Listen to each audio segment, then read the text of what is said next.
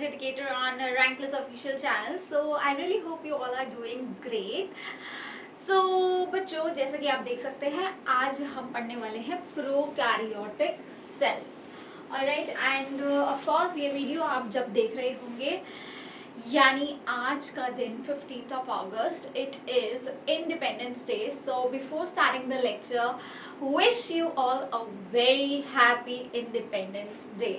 So feel your independence every time, every day.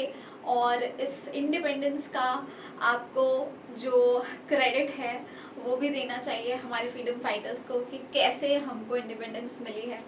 तो बेटा, अगर हमको कहीं पे भी किसी भी एक जाल से बाहर, मतलब एक केज से बाहर निकलना होता है ना, तो उसके लिए बहुत जंग करनी पड़ती है. और वैसे ही जंग हमारे फ्रीडम फाइटर्स ने भी की थी. तो चलिए, अब हम लोग तो फ्री हो चुके हैं और आप तो पूरी तरह फ्री हैं इस समय.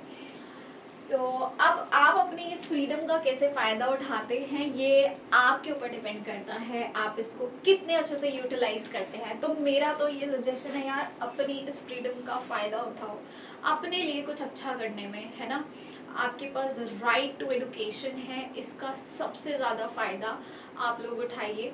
क्योंकि अगर कोई भी इंसान कभी ज़िंदगी में आगे बढ़ता है ना, तो उसके पीछे knowledge plays a very important role. ये नॉलेज ज़रूरी नहीं है सिर्फ किताबों से आती है, लाइफ एक्सपीरियंस से भी आती है. तो जो लोग आपको बोलते हैं कि हमेशा आपकी डिग्री, आपके मार्क्स आपको एक महान इंसान नहीं बनाते, एक सक्सेसफुल इंसान नहीं बनाते, उसके पीछे का रीज़न ये है बेटा, वो भी बिना नॉलेज के कहीं नहीं गए. उन्होंने नॉलेज कहीं ना कहीं से तो गेन की होगी. तो हम आपको यहाँ नॉलेज बहुत इजी वे में बुक से प्रोवाइड करते हैं. बेटा, उनको नॉलेज ना अपनी लाइफ एक्सपीरियंस से मिली होती है, और वो ऐसे ऐसे लाइफ एक्सपीरियंस होते हैं कि भाई उसके बाद तो अच्छा इंसान बहुत कुछ सीख जाता है. तो we don't want you kids to go through all those experiences. And हम बस चाहते हैं आप अपनी नॉलेज को इन किताबों के ज़रिए लो, एक अच्छे प्लेटफॉर्म से लो, और हम इसको एक्सप्लेन भी करने आ जाते हैं आपको डेली. चलिए, आज प्रोकैरियोटिक सेल हम पढ़ेंगे. Prokaryotic cells. सो सबसे पहले when we talk about prokaryotic cell, क्या होता है कोई भी प्रोकैरियोटिक सेल क्या है? What is a prokaryotic cell?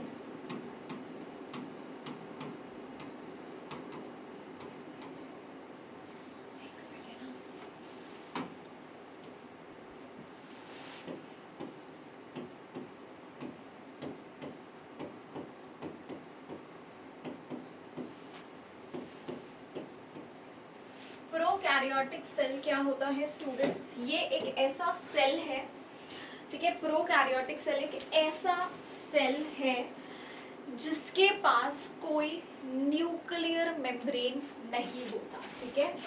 एक ऐसा सेल है जिसके पास में कोई न्यूक्लियर मेम्ब्रेन नहीं होता, कोई न्यूक्लियस नहीं होता. तो नॉर्मली हम सेल के अंदर जो न्यूक्लियस देखते हैं, राइट, वो न्यूक्लियस हमको यहाँ नहीं मिलता. प्रोकैरियोटिक सेल, ठीक है, तो we don't have any nucleus here, हमारे पास कोई न्यूक्लियस नहीं होता. इनफैक्ट जो प्रोकैरियोटिक सेल होता है बेटा, ये एक प्रिमिटिव टाइप का सेल होता है, एक एंशिएंट टाइप का सेल होता है.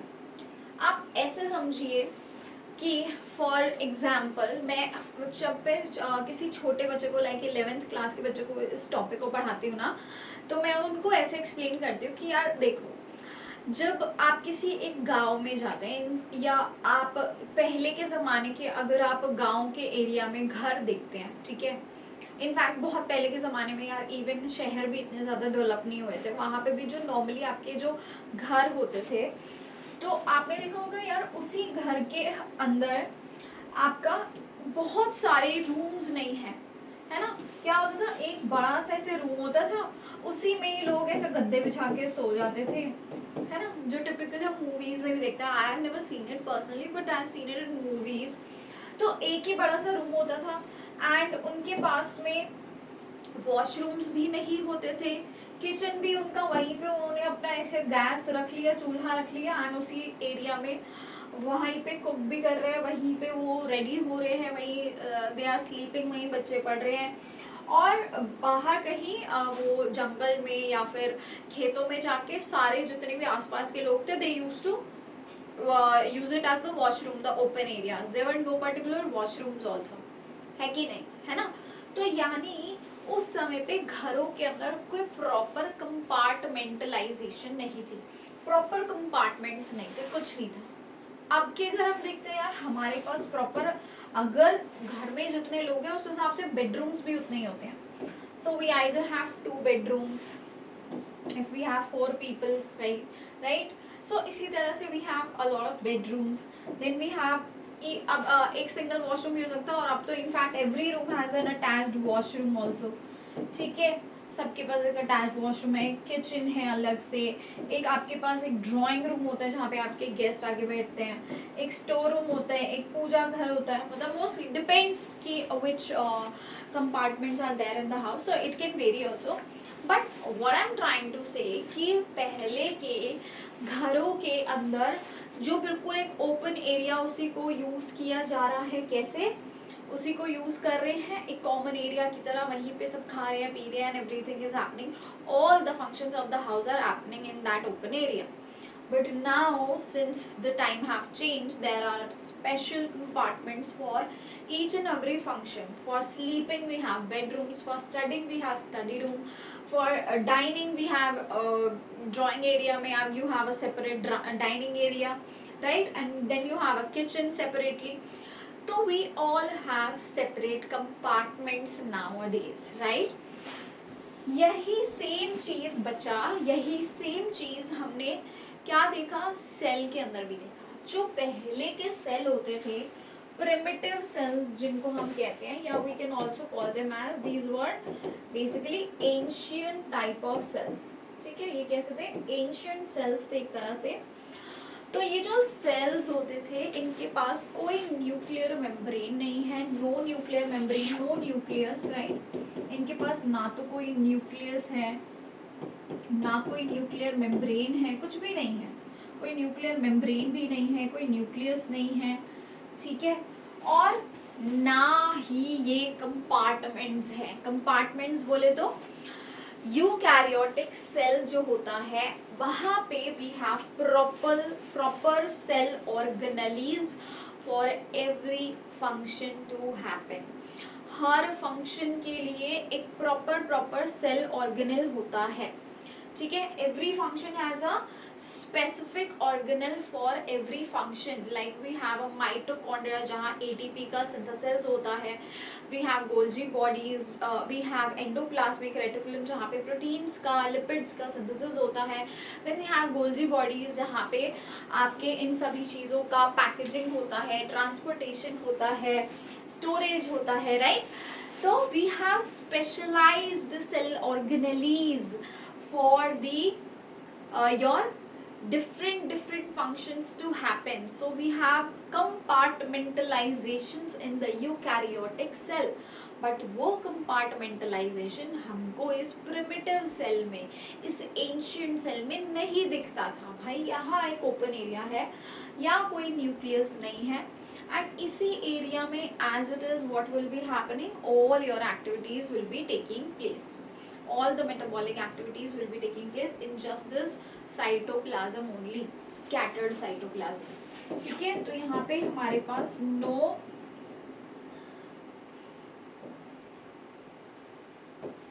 अच्छा, ये जितने भी आपके कंपार्टमेंट्स या ये ऐसे ऑर्गेनेलीज होते हैं ना, वो डबल मेम्ब्रेन बाउंड होते हैं। सो यहाँ पे कोई भी डबल मेम्ब्रेन बाउंड ऑर्गेनेलीज नहीं थे, ठीक है? They are not found here. They are not found in the prokaryotic cell. इतनी बात सबको समझ में आ गई? Yes or no? Now apart from this, students, if we talk about their structure, तो अगर इनके पास न्यूक्लियर मेम्ब्रेन नहीं है, न्यूक्लियस नहीं है, ये सेल ऑर्गेनेलीज नहीं है, तो अब क्वेश्चन ये आता है कि भाई इनका सेल कैसा दिखाई देता है? How does the cell looks like, है ना भाई? सेल दिखेगा कैसा, कैसा सेल नजर आता है? तो चलिए देखते हैं स्टूडेंट्स। ये हमारे पास में सेल है, ठीक है? We have cell like this, okay? We don't have a nucleus here, यहीं पे अंदर की तरफ हमारा जो डीएनए होता है बैक्टीरिया का, वो इस तरह यहाँ पे पड़ा रहता है, पड़ा ही है एज इट इज, ठीक है। तो क्योंकि this genetic material is not having any, this is the genetic material,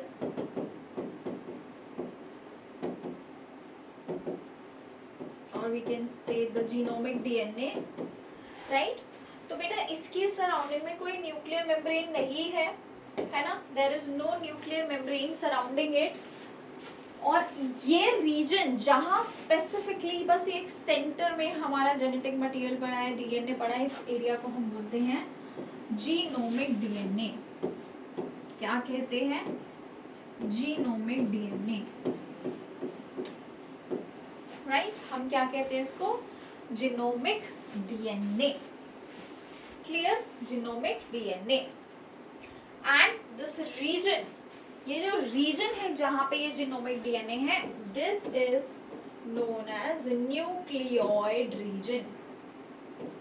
इस रीजन को हम बोलते हैं न्यूक्लियोइड रीजन, ठीक है। It don't have a boundary, I am just drawing it as dash dash dash dash, ठीक है, क्योंकि it's some place where the genetic material is present. ये कोई ऐसी जगह है जहां जेनेटिक मटेरियल बस बीच में पड़ा हुआ है। So there is no DNA, यहाँ पे एज सच कोई डीएनए नहीं है, सॉरी एज सच कोई न्यूक्लियर मेम्ब्रेन नहीं है, राइट, कोई न्यूक्लियस नहीं है यहाँ पे। अब इसके अलावा स्टूडेंट्स आप खुद सोचो, अगर किसी सेल के पास में डीएनए है तो उस डीएनए से कोडिंग होके फर्दर कभी ना कभी कोई प्रोटीन बनेगा। मतलब डीएनए का काम क्या होता है? To carry the information for the entire cell, for the entire organism, है ना। तो जितनी भी जो इंफॉर्मेशन होती है किसी भी सेल की, किसी भी फंक्शन को, मेटाबॉलिज्म को कैरी आउट करने के लिए, वो सारी इंफॉर्मेशंस इसी डीएनए में स्टोर्ड होती हैं।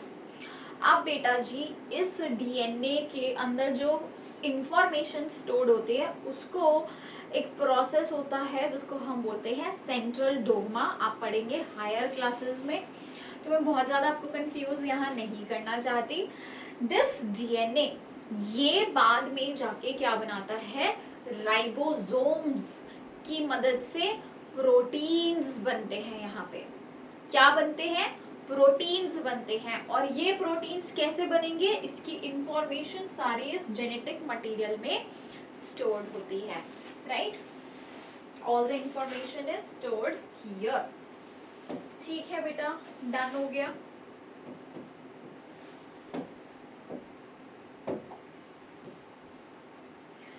नाउ अपार्ट फ्रॉम दिस बच्चा, यहाँ पे जो प्रोटीन्स बन रहे हैं हमारे with the help of ribosomes of course, तो उसके लिए ये राइबोसोम्स भी हम यहाँ दिखा देते हैं। So we also have ribosomes here, ribosomes यहाँ पे होंगे ही। इसके अलावा स्टूडेंट्स यहाँ पे आपके वेसाइकल्स भी रहते हैं, छोटे छोटे वैक्यूल्स, वेसाइकल्स, ये सब भी यहाँ रहेंगे, ठीक है। सिंगल मेम्ब्रेन बाउंडेड स्ट्रक्चर्स हमको यहाँ मिल जाते हैं। ये इसकी क्या हो गई? ये हो गई हमारी plasma membrane. This is the plasma membrane. और स्टूडेंट्स आप लोग जानते होंगे ज्यादातर जितने भी प्रोकैरियोटिक सेल्स होते हैं, दे आर मेनली व्हाट? क्या है ये? मेनली हमारे बैक्टीरिया ही तो है। They are mainly what? Bacteria, right. आप लोगों ने बायोलॉजिकल क्लासिफिकेशन में पढ़ा था ना किंगडम मोनेरा के बारे में। तो Monera is all prokaryotic cells and they are mainly bacteria, right. सबके सब क्या है? बैक्टीरिया ही तो है। तो बच्चे यहाँ पे जो बैक्टीरिया होते हैं इनके पास एक अलग से, हम जानते हैं ना, there is also a cellular wall, yes और नो। तो इनके पास में एक टफ सेल्यूलर वॉल भी होती है। They also have a cellular wall, ठीक है, जो कि किससे बनी होती है? पेप्टिडोग्लाइकन, राइट, ठीक है। एंड अपार्ट फ्रॉम दिस इनके पास ना एक स्ट्रक्चर और अलग से होता है। क्या होता है? इनके पास एक स्ट्रक्चर और होता है स्टूडेंट्स। वो स्ट्रक्चर क्या है? एक और लेयर में बाहर की तरफ बना रही बेटा, इसको हम बोलते हैं this is the layer of glycocalyx. ये क्या है बच्चे हमारे पास में? ग्लाइकोकैलिक्स।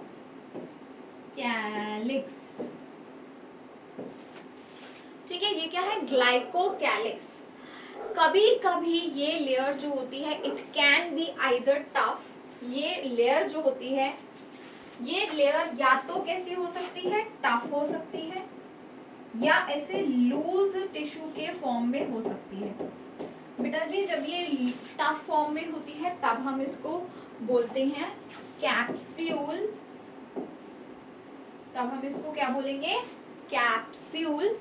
एंड जब ये ऐसे लूज टिश्यू के फॉर्म में होती है तब हम इसको बोलते हैं स्लाइम लेयर और स्लाइमी लेयर। ठीक है, क्लियर हो गई इतनी बात? नाउ यहाँ पे जो हमारी प्लाज्मा मेम्ब्रेन होती है ना, प्लाज्मा मेम्ब्रेन के अंदर इस तरह से इनवैजिनेशंस फॉर्म हो जाती हैं। ऐसे ऐसे इनवैजिनेशंस फॉर्म हो जाती हैं और ऐसे फिंगर लाइक स्ट्रक्चर्स यहाँ बन जाते हैं। इन फिंगर लाइक स्ट्रक्चर्स को हम क्या कहते हैं? मीजोजोम। वेरी इंपॉर्टेंट, बहुत बार क्वेश्चन आ जाता है मीजोजोम पे। तो ये जो मीजोजोम स्ट्रक्चर होता है बेटा, ये हेल्प करता है हमारे इन बैक्टीरियाज को इन दी डीएनए का synthesis and even during the DNA replication. तो जब डीएनए रेप्लिकेट करता है ना, उस समय पे भी हमारा डीएनए इसी मीजोजोम से अटैच होता है एंड देन इट सेपरेट्स। और फिर दूसरे वाला जब डॉटर सेल वहाँ फॉर्म हो रहा है तब उसके अंदर भी क्या फॉर्म हो जाता है? हमारा एक और मीजोजोम फॉर्म हो जाता है। तो यानी mesosome also divides during the cell division. तो cell division, DNA replication, DNA synthesis, इन सारे फंक्शंस में मीजोजोम का काम होता है। इतनी बात सबको समझ में आ गई? नाउ अपार्ट फ्रॉम दिस, हमारे बैक्टीरिया जो होते हैं students, they are very microscopic structures. Bacteria कैसे होते हैं? वेरी माइक्रोस्कोपिक, बहुत माइक्रोस्कोपिक स्ट्रक्चर्स होते हैं। ठीक है, can not be seen by the naked eyes. They can be beneficial but mostly कैसे होते हैं हमारे? ये मोस्टली क्या होते हैं? पैथोजेनिक, यानी डिजीज कॉजिंग होते हैं। Right? Then students, they can be also motile, and अगर ये मोटाइल होते हैं तो दे हैव अ फ्लैजेला। ठीक है, and they can also be non motile. So it's not necessary that they will be motile, they can be motile and they can be non motile as well. तो ये motile भी हो सकते हैं और साथ में ये नॉन मोटाइल भी हो सकते हैं। ठीक है बच्चे, अपार्ट फ्रॉम दिस, जो बैक्टीरिया होते हैं उनको हम क्लासीफाई करते हैं on the basis of their shapes. Classified on the basis of shapes. क्या क्या है? सबसे पहला वी हैव कोकस। ठीक है, जो कि राउंड शेप्ड होते हैं। देन वी हैव बैसिलस, जो कि रॉड शेप्ड होते हैं। Then we have what?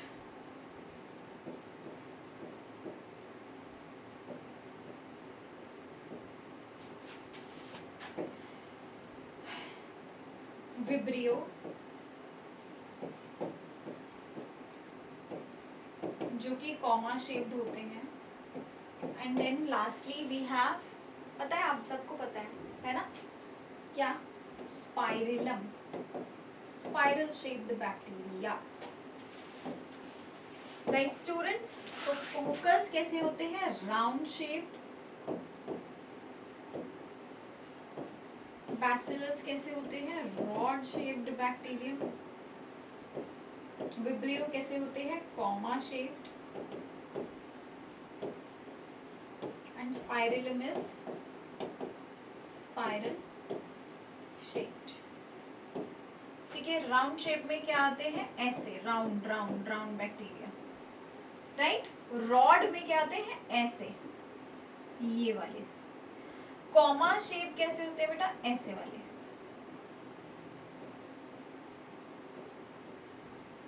And spiral shape में हमारे पास ये वाले.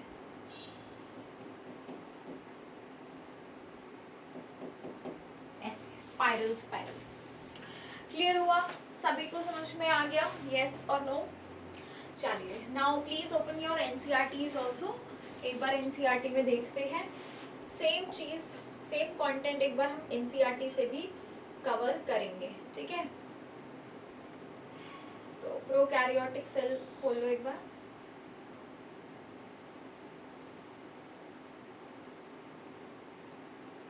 चलिए आ जाइए. So prokaryotic cells is represented by, कौन रिप्रेजेंट करता है बच्चे, हमारे ये it is represented by bacteria. ठीक है, it is represented by what, bacteria. And bacteria के अंदर हमारे पास क्या क्या आता है, बैक्टीरिया के अंदर we have archaebacteria, we have eubacteria जिसमें हमारे साइनोबैक्टीरिया यानी blue green algae, mycoplasma the smallest cells जिसका एक एग्जाम्पल पीपीएलओ भी है. तो ये सब आपके बैक्टीरिया ही हैं. They are all bacteria, blue green algae. So blue green algae is nothing but your cyanobacteria. ठीक है, ये हमारा क्या है, दिस इज साइनोबैक्टीरिया. क्या है blue green algae, this is cyanobacteria.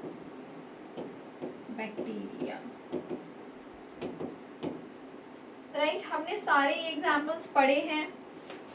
We have studied all these examples in your which chapter, biological classification. पूरा हमने क्लासिफिकेशन किया है मोनेरा का. दे आर जनरली स्मॉलर, ज्यादातर कैसे होते हैं ना, छोटे होते हैं साइज में. They are very small in size and multiply more rapidly, और ज्यादा ये क्या करते हैं, मल्टीप्लाई करते हैं देन द यूकैरियोटिक सेल. तो यानी ये यूकैरियोट से कैसे होते हैं, छोटे होते हैं साइज में और बहुत ज्यादा क्या करते हैं, मल्टीप्लाई करते हैं. They may vary greatly in shape and size. और अगर हम बात करते हैं इनकी शेप और साइज की, तो हमको बेटा मिलता है ग्रेट वेरिएशन, यानी इनकी अलग अलग हमको शेप्स और साइज देखने को मिलते हैं. तो मैंने शेप्स के बेसिस पे आपको बताया 4 बेसिक शेप कौन सी होती हैं. I just told you they are bacillus जो कि रॉड लाइक होती है. ठीक है, कोकस जो कि स्फेरिकल गोल गोल सेल्स होते हैं. देन वी हैव विब्रियो जो कि कॉमा शेप्ड सेल्स होते हैं. And then we have spirillum जो कि स्पाइरल शेप्ड सेल्स होते हैं. स्पाइरल अभी मैंने आपको बताया.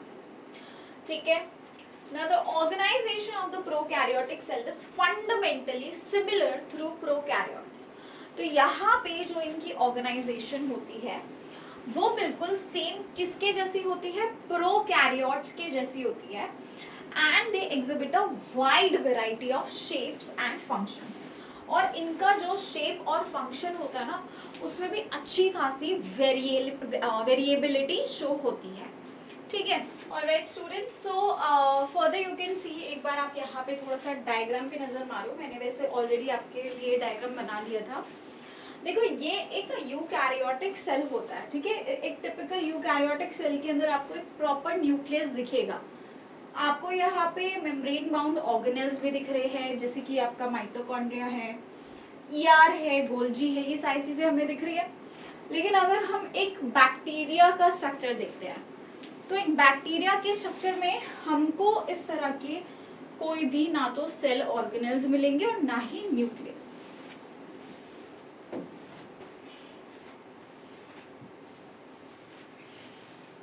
आ जाइए, अब इधर देखिए. So prokaryotes have a cell wall. अभी मैंने आपको बताया कि सेल मेम्ब्रेन तो देखो हर एक सेल का कैरेक्टरिस्टिक है ही. सेल मेम्ब्रेन तो होती ही होती है. उसके अलावा यहाँ पे एक्स्ट्रा क्या होता है, there is this cellular wall, ठीक है। एक्स्ट्रा यहाँ पे क्या होती है, cell wall. Now it is surrounding the cell membrane, ये किसको सराउंड करके रखता है, सेल मेम्ब्रेन को सराउंड करके रखता है, एक्सेप्ट इन माइकोप्लाज्मा। तो ये सेल मेम्ब्रेन को सराउंड करेगा। माइकोप्लाज्मा एक एक्सेप्शन होती है, माइकोप्लाज्मा के सेल्स में there is no cell wall, ठीक है, इनके पास कोई सेल वॉल नहीं होता। And they are capable of a process known as polymorphism, क्योंकि बेटा देखो अब इनके पास सेल वॉल तो नहीं है, सेल वॉल तो नहीं है, तो इसीलिए ये अपनी शेप्स को ना चेंज कर सकते हैं, मॉड्यूलेट कर सकते हैं। So there is a chance of changing the shapes in them, but they do not have any cell wall, ठीक है। Now the fluid matrix filling the cell, यहाँ पे देखो सेल के अंदर जो ये मैट्रिक्स होता है, मतलब जो भी ये जेलाटिनस स्ट्रक्चर होगा वो साइटोप्लाज्म है। तो बिल्कुल यूकैरियोटिक सेल की तरह इनके पास भी साइटोप्लाज्म होता है। तो the cellular matrix is known as what, cytoplasm. तो matrix is filled with, matrix किससे भरा है बेटा जी, साइटोप्लाज्म से। Matrix is filled with the cytoplasm, ठीक है। There is no well defined nucleus, कोई वेल डिफाइंड न्यूक्लियस यहाँ नहीं है, ठीक है। एक वेल डिफाइंड न्यूक्लियस यहाँ नहीं होता है। So there is no well defined nucleus, हमारे पास एक वेल डिफाइंड न्यूक्लियस यहाँ नहीं है, यानी no nuclear membrane, no nuclear structure. The genetic material is basically naked. तो ऐसा जेनेटिक मटीरियल जो किसी एक मेम्ब्रेन बाउंड स्ट्रक्चर में नहीं है, उसकी कोई मेम्ब्रेन नहीं है, ऐसे जेनेटिक मटीरियल को हम क्या कहते हैं कि जेनेटिक मटीरियल यहाँ कैसा है, नेकेड है, ठीक है, कोई बाउंड्री नहीं है। Not enveloped by a nuclear membrane, तो यानी इसकी सराउंडिंग में कोई न्यूक्लियर मेम्ब्रेन प्रेजेंट नहीं है। In addition to the genomic DNA, और जीनोमिक डीएनए के अलावा द सिंगल क्रोमोसोम, यहाँ पे हमारे पास क्या होने वाला है, एक सिंगल एक्स्ट्रा सर्कुलर डीएनए यहाँ पे प्रेजेंट होता है, जिसको हम क्या बोलते हैं, we call, very very very important, I am saying students, this is plasmids.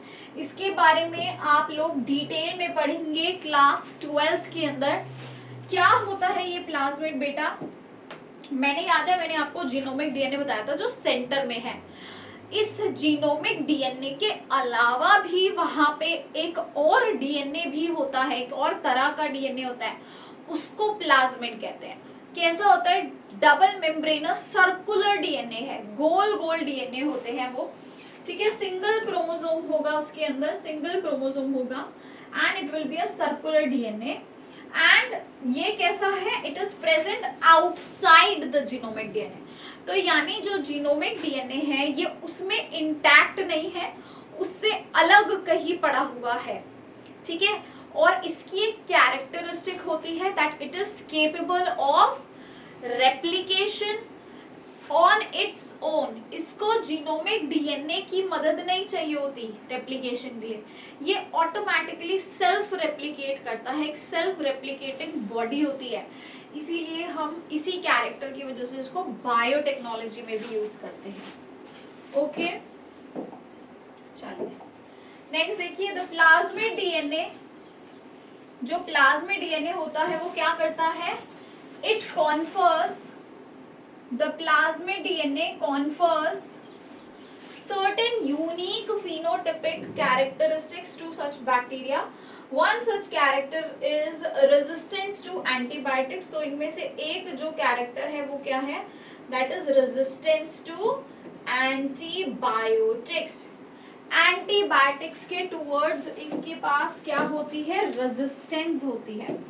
They have resistance towards antibiotics. They are resistant towards antibiotics. In higher classes में you will learn that this plasmid DNA is used to monitor bacterial transformation. Higher classes में जाके हम देखेंगे कि ये जो हमारा plasmid DNA होता है this is use to monitor bacterial transformation, ये हमारे बैक्टीरियल ट्रांसफॉर्मेशन को मॉनिटर करता है with foreign DNA. Nuclear membrane is found in eukaryotes, यहाँ पे जो न्यूक्लियर मेम्ब्रेन होती है वो कहाँ प्रेजेंट होती है? In eukaryotes, it is found in eukaryotes. Nuclear membrane कहाँ मिलेगी? यूकैरियोट्स के अंदर। Nuclear membrane is found in eukaryotes. No organelles like one eukaryote are found in prokaryotic. मतलब यार सिंपल सा इन्होंने बोला है कि यहाँ पे जो स्टूडेंट्स हमारे पास में न्यूक्लियर मेम्ब्रेन जो कि यूकैरियोटिक सेल में होती है वो यहाँ पे प्रोकैरियोटिक में नहीं होती है। ये मैं आपको कितनी बार बताया। फिर उसके अलावा बोल रहे हैं कि प्रोकैरियोट के पास दे हैव सम स्पेशल, और उसके अलावा जो प्रोकैरियोटिक सेल्स के अंदर जो ऑर्गेनेल्स होते हैं वो भी यहाँ नहीं होते। तो यानी ना तो यहाँ पे न्यूक्लियर मेम्ब्रेन होती और ना ही यहाँ पे सेल ऑर्गेनेल्स होते हैं। क्लियर? इतनी बात समझे? Prokaryotes have something unique in the form of inclusions. यहाँ पे एक अलग से स्ट्रक्चर होता है, ठीक है? मैं थोड़ा सा ऊपर कर देती हूँ स्क्रीन को, यहाँ तक आई होप आपने सबने देख लिया होगा। देखिए तो स्टूडेंट्स यहाँ पे क्या है ना, दे हैव सर्टेन इंक्लूजन्स, यानी अंदर की तरफ उनकी कुछ एक्सटेंशंस होती है। The nuclear membrane is found in eukaryote. Okay, कहा गया? हाँ, so they have something unique in the form of inclusions. और ये इंक्लूजन्स क्या है? These are special differentiated form of cell membrane. Cell membrane के ही अंदर से, मैंने आपको अभी डायग्राम में एक्सप्लेन किया, वही सेम चीज है कि बेटा इनकी जो प्लाज्मा मेम्ब्रेन होती है ना, इनकी प्लाज्मा मेम्ब्रेन अंदर से इस तरह से फिंगर लाइक एक्सटेंशंस फॉर्म करती है और इन्हीं को हम क्या कहते हैं? मीजोजोम। अभी जस्ट मैंने आपको बताया था, ठीक है? तो क्या बोलते हैं इनको? हम मीजोजोम कहते हैं। We call them as mesosome. Very important mesosome. और मीजोजोम का मैंने आपको बताया भी था कि इनका क्या क्या फंक्शन होता है बेटा। They are essentially infoldings of the cell membranes. तो basically मीजोजोम क्या है? Infoldings of your cell membrane. Cell membrane अंदर की तरफ फोल्ड होके इस तरह फिंगर लाइक स्ट्रक्चर्स बनाती हैं जिनको हम बोलते हैं मीजोजोम्स। क्लियर हो गया? ठीक है, तो या ऑल राइट। तो स्टूडेंट्स यहाँ पे हमारा प्रोकैरियोटिक सेल एंड हो जाता है, ठीक है? And we are going to meet in the next class. Till then take care all of you and again happy Independence Day. और प्लीज रिवाइज जरूर करना जो भी आपको पढ़ाया गया है। ऑलराइट, चलिए।